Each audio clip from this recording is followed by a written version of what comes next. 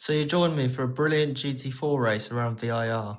The races this week have been quite low strength of fields, so I'm starting P2 for this race. However, the race includes lots of battles and really good hard racing. So let's get into it. So I'm starting P2 for the race, and unlike the F4 races, it's a rolling start. And you see me get caught out slightly there. So I dropped back, and I've already lost a position going into turn 1 to car number 4 in the Mustang.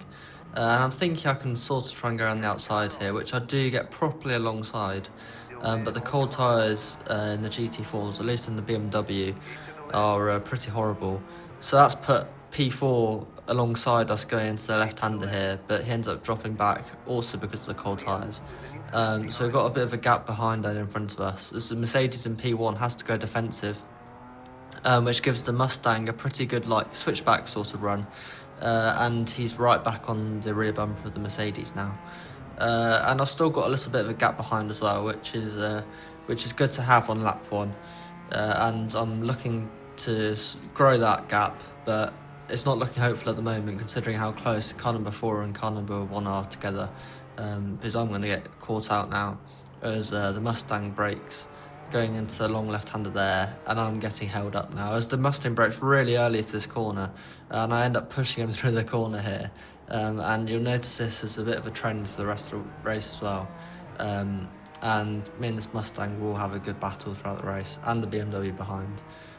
So the slipstream down the back straight here is pretty powerful, so that I'm hoping the Mustang might make a move on P1 here, but it's always a pretty difficult corner to do it on. And he brakes a bit early for this corner again. I'm not sure if it's just a trait of the BMW being good on the brakes, or if it is just the driver and the Mustang being early. Judging by the Mercedes braking, it does seem to be a bit more down to the driver, as he gets a pretty poor exit on the final corner here, and you see a big snap of oversteer he has. I managed to control it a bit better. Usually it's better just going around 90 or 80% throttle on the exit there, because these tyres like to slide along when they're cold. As I'm going to try and make a move on car number 4, but car number 4 then tries to make a move on P1. I go into the back of car number 4. P4 behind has to go to the left of me to avoid me, as I get checked up by car number 4. So it's all a bit crazy at the moment, as everyone's sort of holding each other up. And I'm really wanting to get around car number 4 as quick as possible, because he's going to do more damage than good, or at least I can sense that, judging by how early he's braking for all these corners. And in the GT4s, the tyres are still quite cold, as you can see me moving the wheel around quite a bit through that little section there. And you've got to be so gentle on the throttle, because sometimes if you're just a bit too keen on the throttle, it'll really spin up the rear tyres, and then it's impossible to get out of it. And you can see how much braking you have to use just to get the car rotated through a corner like that, through the long left-hander. Once again, the Mustang brakes quite early, and I nearly go into the back of him again. So I'm just trying to gather pieces of information and stuff when looking at the driver in front, assessing where I might be able to make a move, and get P2 back, which obviously I started P2, so I've lost a position so far, which if I do end up finishing P3, I'm not going to complain too much about, as it's still a very solid position. And just to give you a reference as well, so I'm 5.1k iRacing, the driver ahead's also 5.1k, and the driver behind's 5.4k. So we're all very similar level, but P1's around the 7k level. So he will be wanting to build a bigger gap to all of us, because if he ends up getting taken out, or if he gets involved in an incident, that's going to be a rough day for him. So we're now going over the line, and P4 behind is still very much on our tail. We close up to car number 4 under braking quite a bit, but before then he did pull quite a bit of a gap, and you'll notice the gap fluctuate quite a bit between me and car number 4 throughout the course of a lap. It'll grow, but then towards the latter end of the lap, where it brakes a bit earlier, I'll really catch up to him. But now I'm the closest I've been so far. As you can see, car number 1 in the distance, building a pretty big gap, which isn't going to slow down anytime soon. He's going to start setting fastest lap after fastest lap. And I've done a few races this week in the GT4s, and he's been in every race I've raced in, and he's just been as fast as he is in this race. So it's not really of any surprise to me. Car number 4 does brake a little bit later here. I try to look for some sort of move, but once again I'll just go into the back of him, and that kills my exit. So now I'm getting a bit worried about the BMW behind, because, I mean, he's car number 2. He's going to want to make a few places up from P4. He's going to be eager, and you'll notice as well when you look at my mirror occasionally you'll see him flash his headlights. And I thought he could possibly make a move there. I get a bit distracted, and I'm up the inside of car number 4. I clatter into the side of him. We're now side by side. It was a complete accidental move. That kills my exit, and also car number 4's exit, but I can't make any move work there. And BMW behind me is running into the back of me. I nearly get spun round. It's not the best racing. Is car number 2 behind nearly gets spun. So it's all kicking off now, and the BMW behind does sort of back off quite early, and then he gets late onto the brakes, but I'm not really wanting to give the position. He's late on the brakes, I run slightly wide, I'm now holding him tight on the inside. I've got a nose just alongside, he drifts out wide, I get contact with him. I'm now going to go up the inside, half on the grass, and I get the position back. But even though I've gotten the position back, we've wasted a lot of time to the car ahead. So it's all a bit unfortunate with everything that happened there, because I just got caught out under braking on the end of the back straight, and I was braking at 95%, 90% brake pressure, and at that point you're properly in the ABS. And I did actually end up making the corner though. The Mustang was just braking early once again, and it was just it was a slight bit of luck that I managed to just go up the inside of the Mustang half on the grass and just go into the side of him like that, because I could sort of judge where I was wanting to hit him, so I just tried to, because I was always going to make contact, so I tried to hit him as much on like the door as possible rather than the rear wheel, because if I go into the side of him at the rear wheel, he will definitely be spinning. So yeah, I just sent it up the inside accidentally, clattered into the side of him. It was side-on-side contact. He didn't get spun. He nearly got spun, but I managed to push him back in line. And I'm now just going to try and focus as much as possible to close that gap down. But I'm getting a bit annoyed with myself after I just missed my braking point there and run a bit wide. It's mistakes like that which are just going to cost me the race. Because I know I've got more pace than the Mustang ahead. It's just a matter of forgetting about the BMW behind and catching up, because I do want that P2 as I did start there. But like I said, I wouldn't be too disappointed with P3. But so far, the racing's been very good. I've had a few moments with the BMW behind, but that was to be expected. I just need to try and focus and get past the Mustang. The Mustang's done very well so far. He's put up some solid defence, considering his pace is somewhat lacking compared to us. But I can't complain about me getting affected by it, because at the end of the day it was a poor start by me at the start of the race, which costed me that P2 to the Mustang, and he was just really on it with his reactions. For an excuse, I'd argue that when you're on the outside going into turn 1 and you're starting P2, you've got a better chance of getting a better reaction being in P3, as you're right behind P1, whereas I've got to be looking directly to the side of me. And I did get caught out by the Mercedes, because I thought he went and he was just slightly on the throttle and went off again.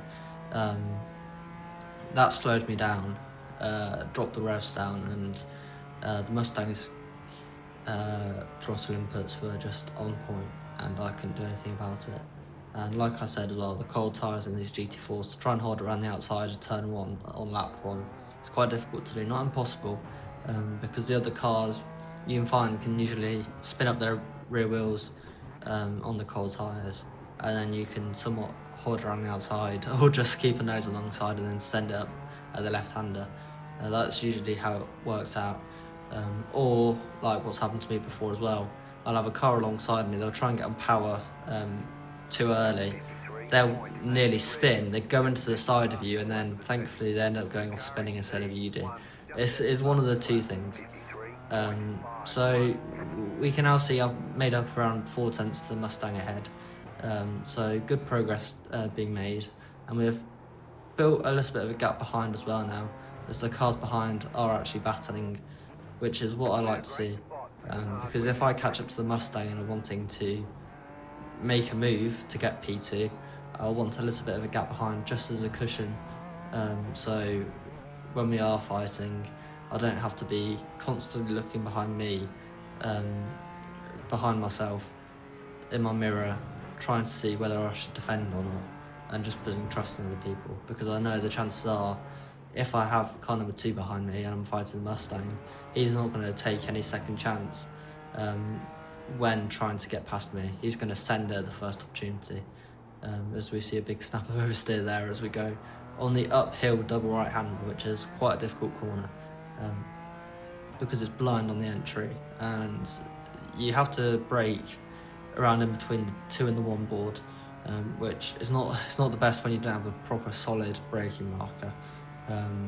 But you just got to have trust in the car that's going to slow down in time, and just got to get the car rotated in for the final right-hander. Just get over the curb and get on throttle nice and early. But I'm now down to 5/10 gap ahead, as the Mustang does what I did a few laps ago, where I ran wide, as I pick up another off track, so that's my 3rd one in the race now. It's quite easy to do when you're pushing so hard, but I'm not really focusing on any off tracks on my safety rating. I'm just focusing on the race, trying to catch up to P2, and occasionally, you can't see it on the inside of the BMW. When I do it, there's no flashing lights or anything, but occasionally I am flashing my headlights at him just to try and put a little bit of added pressure on him, which hopefully will force him into more mistakes. I don't have any evidence to back whether headlight flashing actually works, but I like to think it does when I'm racing, because you want any chance you can to get another position, and if flashing the headlights down the pit straight every lap, if you think that's going to help you, I'm going to do it. So as you see, I'm now using the windscreen wipers just to get a bit of rubber off. I don't want anything distracting me when I'm racing. Even the smallest thing, sometimes it can really just put you off. And we get a really good exit out of this left-hander here. It's so satisfying when you get it right, get the car rotated in and just power out the corner. And you can see I'll take a bit of a wider line into this double right-hander as well than the Mustang. I run basically up to the curb on the left, which I find sometimes you can feel like it's quicker when you're keeping a tighter line through that little section, but I've figured that the wider line is actually still the better line. But sometimes if you do take a tighter line when you're following another car, it can also be the faster way. But yeah, I think it's more down to personal preference. It's only a few hundredths of a second that matter. But we can see car number 4 up ahead getting a bit out of shape, which is good for me. The gap's not really closed down too much after all that, which I was surprised about. I was actually half expecting him to bin it on the final corner, because it's downhill and you lack so much downforce. But I'm going to peek to the right here, just try and get in his mirrors a bit more, because I know I'll brake so much later than him. And you can sort of see, I don't think he intentionally does it, it's just his driving as a whole.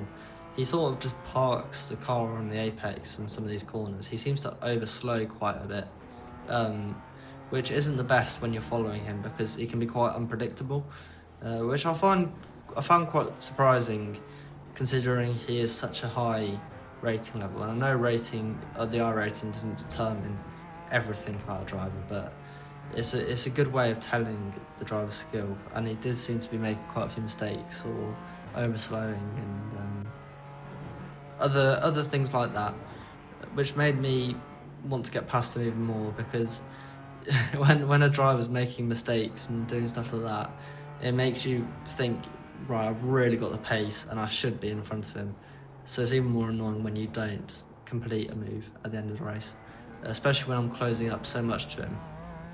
And we've got a decent bit of the race left, and I've now got also a decent gap behind, around 1.5 seconds, which is like I said, I'm really pleased I've got that gap now, because when I do get the opportunity to make a move on the Mustang up ahead, I don't have to worry about looking at my mirrors the whole time and possibility of defending against the BMW car number 2. But they are battling quite a bit behind. But now I see the BMW behind has gotten back into P4, so I know he's going to start closing up soon. And like I said, I've got more pace than the Mustang, so if I sit behind him for a while, I'm going to end up getting hindered quite a bit, and the BMW is going to end up catching up to us, and then I risk not even finishing P3. And you see I sort of panic my braking there as I get really close to him. I know he's braking earlier, but I don't want to end up running into the back of him and end up spinning him, because that's not how I want to get past him. I want to actually overtake and have a good race. I want to do it fairly, and also as well, I mean, these GT4s are quite strong cars, but I don't want to end up damaging my car and ruining my race as well. So when you look in the relative as well now, at the moment it's not too bad because we're in a flat out section. I'm just in the slipstream, so it's fine.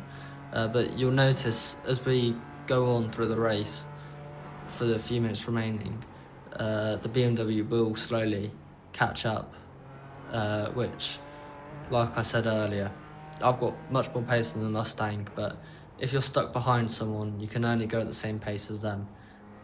If not, you have to get around them. So that's what I'm going to be wanting to do as quick as possible, and hopefully try and get a bit of a gap between me and the BMW as and when he manages to get around the Mustang. But that's in the future, so I've got to just focus on trying getting past the Mustang. I'm going to the left there, not with the intention of making a move, but just to try and get in his mirrors. And you can see he does park on the apex a bit more again there. I'll go into the back of him, but it's all good racing. I sort of panic there as I see his brake lights go on, because like I said, he's a bit unpredictable. Like, that was much earlier than where he's braking on the other laps. So you just got to be prepared for whenever a driver misses their braking point or brakes a bit cautiously or stuff like that. And I'm going to try and send it up the inside there. Briefly, I am alongside, but once again, his defence is really good. He just parks on the apex. I can't do anything about it. We both have a bit of a slide there. I'm going to try and do something here, but he holds a tight line, which is exactly where you want a car to be when you're defending. You just want to hold the inside as much as possible, and I can't get any move there. But you see he takes a bit of a tighter entry into that right-hander there, so it hinders his exit. So I've got a pretty good run on him now, but unfortunately there's not really any heavy braking zone I can make a lunge. At least anytime soon. I'll have to wait until later on in the lap. And we're looking behind in the relative now. It's a 9/10 gap to the BMW behind, which at this point I'm starting to, I mean, not really visibly, but mentally I am sort of panicking now because I do not want that BMW getting anywhere closer to me.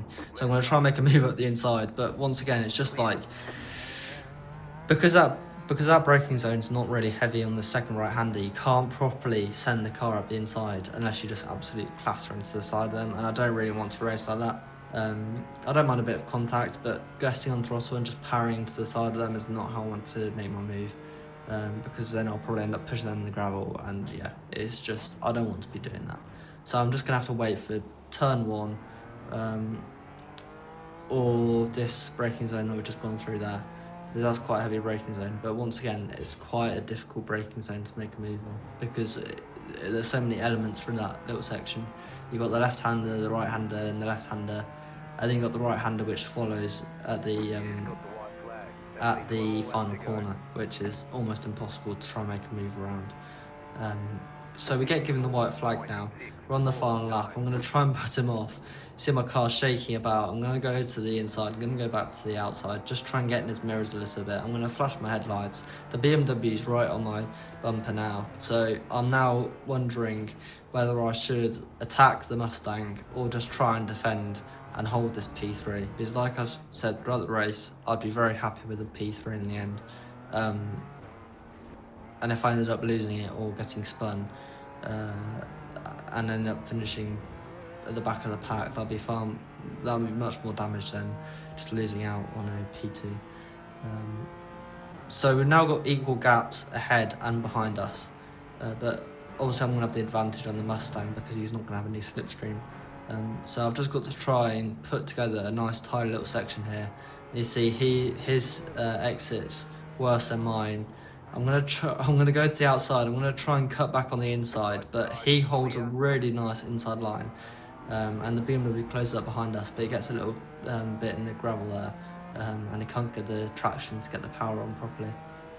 So we've only got a few more corners now before the end of the lap, and I'm closing quite a bit on the Mustang.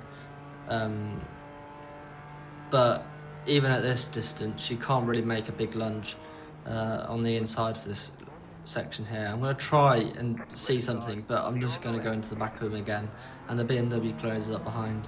At this point, I can't see anything happening. I'm going to flash my headlights again.